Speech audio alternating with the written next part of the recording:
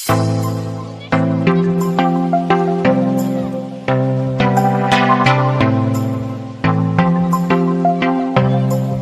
ममता सिंह, मैं साई कॉलेज भिलाई में assistant professor computer science के पद पे कार्यरत हूँ।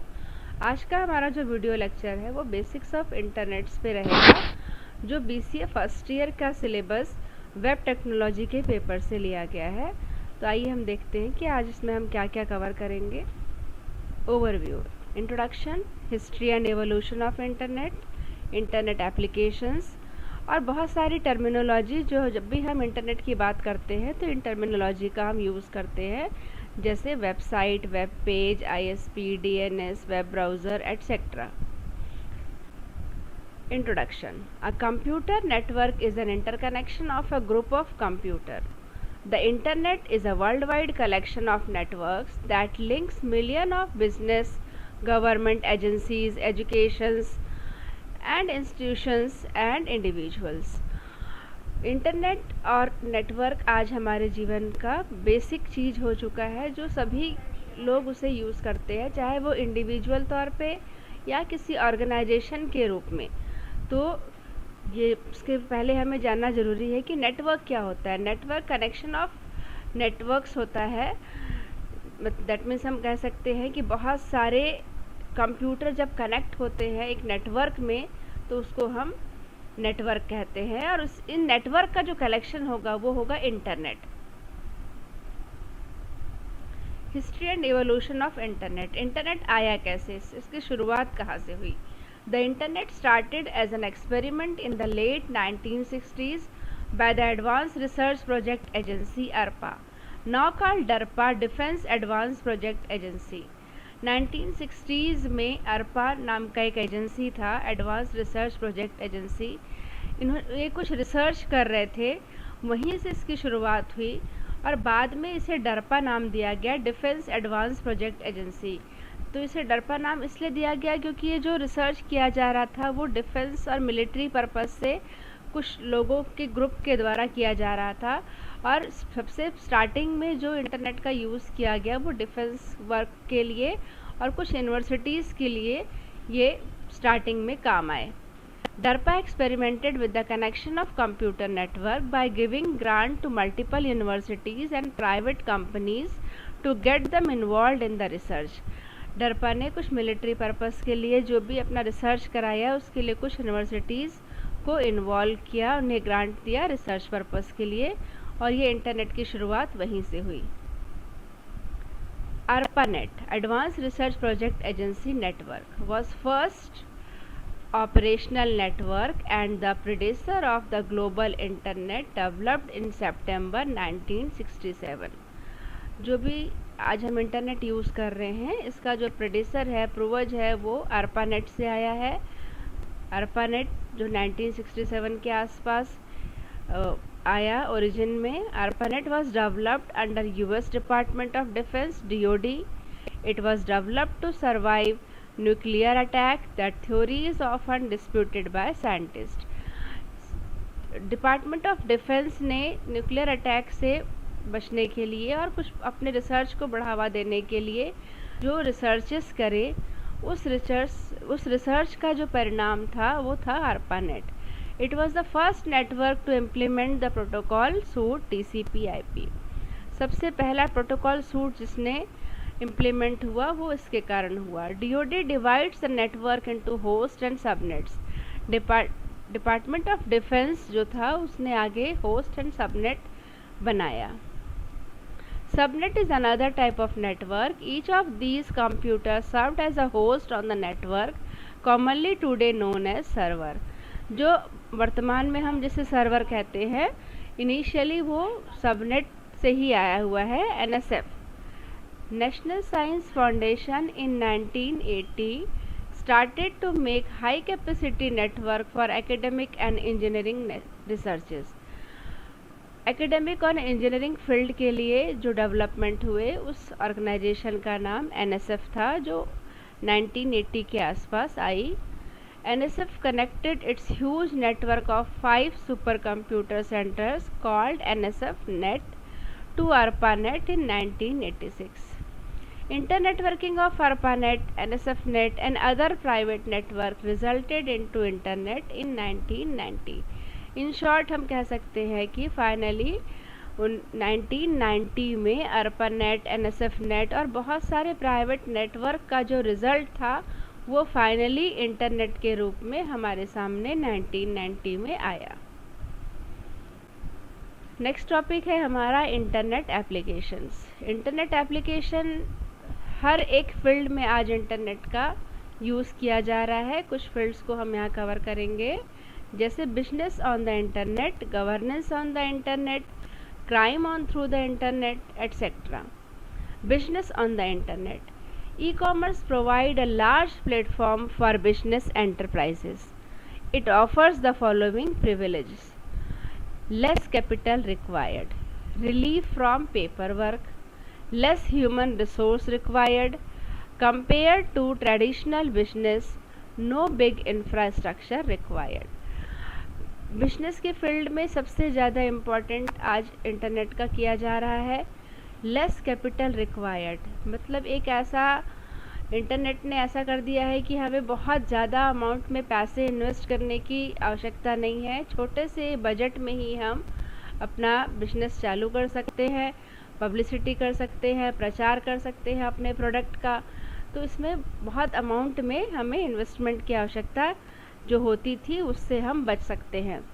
Relief from paper work, traditional work जो था वो सारा पेपर पे बेस था, रजिस्टर पे बेस था। जो भी रिकॉर्ड बनाए जाते थे उनके लिए पूरा ऑफिस पेपर से भरा होता था, जो आज की डेट में नहीं है। तो पेपर वर्क बहुत ही कम हो गया है।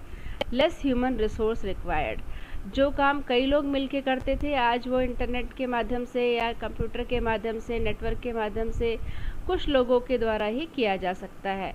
तो जितने भी ह्यूमन रिसोर्स लगते थे उनकी आवश्यकता भी कम हो गई हैं। Compare to traditional business, no big infrastructure required. पुराने ज़माने के जो बिजनेस होते थे उससे हम अगर कंपेयर करें तो उनके लिए एक बड़े इंफ्रास्ट्रक्चर की आवश्यकता होती थी। ऑफिस बिल्डिंग, मैन पावर, वो सब थोड़ा कम हो गया है। तो ये प्लस पॉइंट है हमारे इंटरनेट का बिजनेस के लिए। Governance on Internet. E-governance is nothing but a mediator between government and citizens. It is the use of a range of modern information and technologies by government to improve efficiency, services, etc. That is Internet Mobile Local Area Network. Government और citizens के बीच में जो type रहता है, जो काम होते हैं, उनके लिए भी आज इंटरनेट का यूज़ किया जा रहा है, जो अलग अलग रूप में हमारे सामने आता है। जैसे हम देख सकते हैं गवर्नेंस का बिजनेस में और आगे क्या यूज़ है। जैसे there are 4 types of e governance. G2C is transaction between government and citizens. Government और सिटीजन के बीच में जो ट्रांजैक्शंस हैंडल होते हैं वो G2C के द्वारा होते हैं। ये क्या क्या सर्विसेज हमें देते हैं? Basic citizen services such as online registration of birth, death, marriage certificates, health care, education services etcetera, filling of income taxes. जो भी सिटीजन्स होते हैं उनकी जो आवश्यकताएं होती हैं, जो उनकी रिक्वायरमेंट होती हैं, पेपर वर्क होता है, जैसे death certificate, birth certificate, marriage certificate, education से संबंधित जो भी पॉलिसीज़ होती हैं, हेल्थ केयर से संबंधित जो होती हैं, ये सारी सर्विसेज को G2C के द्वारा हैंडल किया जाता है। Example, the example of government to citizen is that national portal of India, india.gov.in। ये इंडिया का ऐसा पोर्टल है जिसमें ये सारी चीज़ें हम हैंडल करते हैं। ये एक पोर्टल है। G2 is transaction between government and employee, online conference for employee, online training, employee information। Employee और गवर्नमेंट के बीच में जो लिंक होता है उसको मेंटेन करने का काम करता है G2E, जिसमें एम्प्लॉय को ट्रेनिंग दिया जाता है, ऑनलाइन कॉन्फ्रेंस किया जाता है और एम्प्लॉय की इंफॉर्मेशन को रखा जाता है। इसके लिए जो पोर्टल है दैट इज़ egovonline.net। G2B इस transaction between government and business और उसकी सर्विसेज हैं dissemination of policies, memos, etc., government rules and regulations, business information, application forms, renewing license, registration, payment of taxes, etc. जो हमारे policies होते हैं, business information होती है, लाइसेंस का रिन्यूअल होता है, रजिस्ट्रेशन का रिन्यूअल पेमेंट होता है, ये सारी चीज़ें business.gov.in पोर्टल के द्वारा हैंडल की जाती हैं। और बहुत सारी मैंने आपको बताया कि इंटरनेट की एप्लीकेशंस इतने ज़्यादा हैं कि हम उसको एक लेक्चर से या अभी नहीं कवर कर सकते। आप सभी जानते हैं कि आज हमारे हर एक फील्ड के लिए इंटरनेट आवश्यक हो गया है। कुछ पॉइंट्स में इसको देखते हैं, जैसे इससे हमें क्या बेनिफिट्स मिलते हैं, कैसे ये हमें सर्विसेज देता है। Like fast and easy services, increase accountability, increase transparency, reduce corruption, increase efficiency due to connectivity, e polling, tax filing, e voting, इन सब जगहों पर इंटरनेट के एप्लीकेशंस हम देख सकते हैं। एक पॉइंट और इसमें हमने देखा था कि क्राइम थ्रू इंटरनेट। आज बहुत फील्ड में जैसे किसी चीज़ की अच्छाई होती है तो बुराई भी होती है, तो कुछ लोग इनका मिसयूज़ भी करते हैं, जिससे वो नेट के थ्रू क्राइम कर सकते हैं, हैक करते हैं और किसी भी साइबर क्राइम के थ्रू दूसरों को वो हार्श पहुंचाते हैं, उनको तकलीफ़ देते हैं। तो क्राइम भी इनके थ्रू होता है। नेक्स्ट हमारा जो टॉपिक है वो शॉर्ट नोट्स में बेसिकली आता है बच्चों को कि SMTP क्या होता है, टेलनेट क्या होता है, तो इसको हम देखेंगे। पहला SMTP। SMTP is an application layer protocol. The client who wants to send the mail opens a TCP connection to the SMTP server and then sends the mail across the connection. The SMTP server is always on listening mode. It is a push protocol and is used to send the mail, whereas POP, that means Post Office Protocol, or IMAP, Internet Message Access Protocol, are used to retrieve those mail at the receiver side. SMTP एक आपका application layer protocol होता है जो always listening mode में होता है।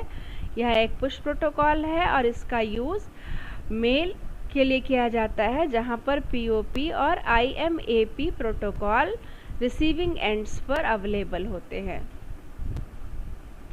Telnet. Telnet was the first TCP/IP application and still is widely used as a terminal emulator. यह एक पहला TCP/IP एप्लीकेशन था और आज भी ये टर्मिनल एमुलेटर के रूप में यूज़ होता है। Telnet is an application protocol used on the internet or local area network to provide a bidirectional interactive text-oriented communication facility using a virtual terminal connection.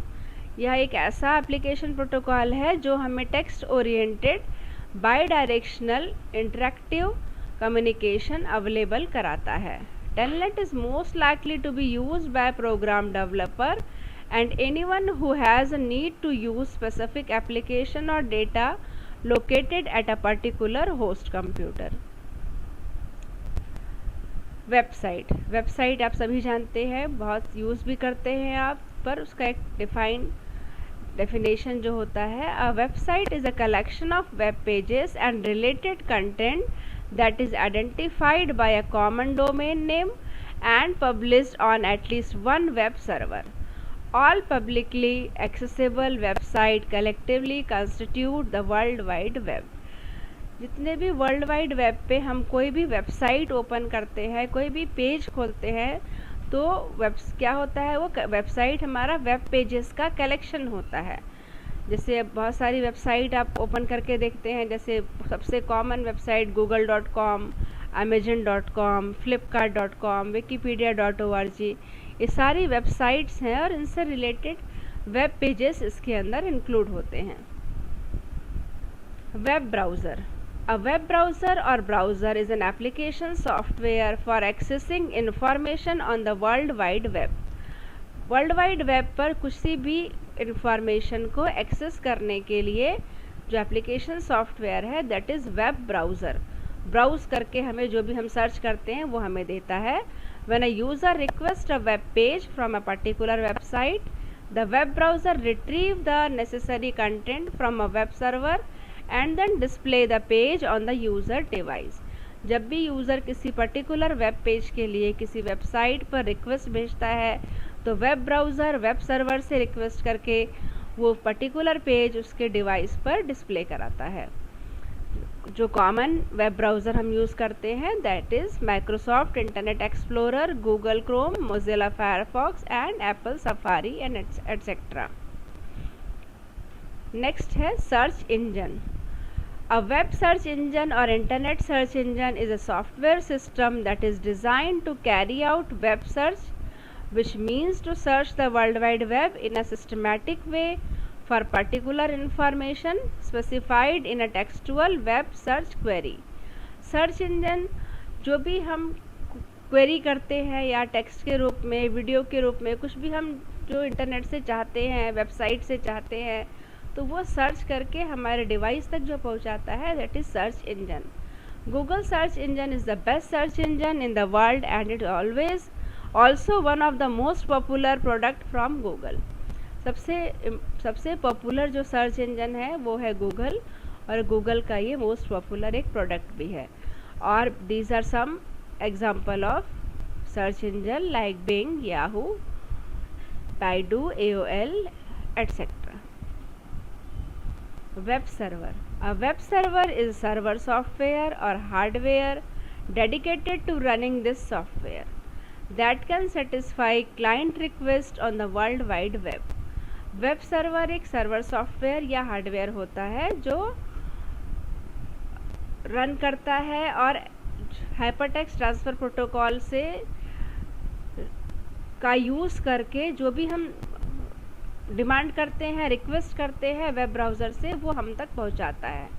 A web server can in general contain one or more websites. A web server process incoming network request over HTTP and several other related protocol. The primary function of a web server is to store, process and deliver web pages to client. The communication between client and server take place using the hypertext transfer protocol. Client और server के बीच में जो communication होती है basically वो hypertext transfer protocol या इसी के समान दूसरे प्रोटोकॉल के द्वारा होता है।